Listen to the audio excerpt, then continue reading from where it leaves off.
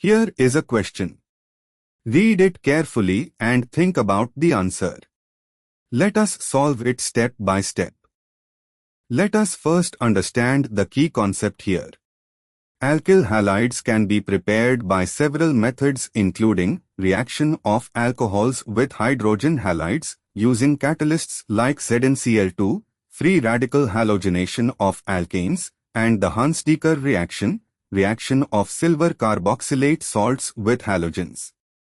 We need to identify which reaction does not yield an alkyl halide. Option ACH3CH2O plus HCl ZnCl to CH3CH to Cl plus H2O. This is a standard reaction of an alcohol with HCl in the presence of ZnCl2, Lucas reagent, to give ethyl chloride, an alkyl halide. This works. Option BCH3CH to CH to CH2 plus Cl to UV light free radical chlorination of butane gives butyl chloride, alkyl halide. This works.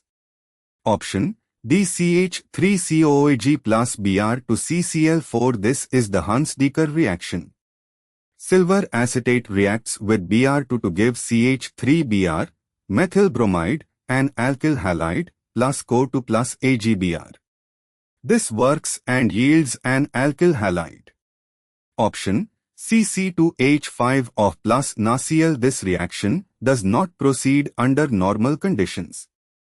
NaCl is a very weak nucleophile and a strong base. Cl from NaCl would be needed to displace O, but O is a very poor leaving group. Unlike HCl, which protonates the O to make a good leaving group, water, NaCl does not protonate the alcohol, so the reaction essentially does not occur to give an alkyl halide. No alkyl halide is produced from this reaction. Therefore, the correct answer is C. Therefore, the correct answer is option C.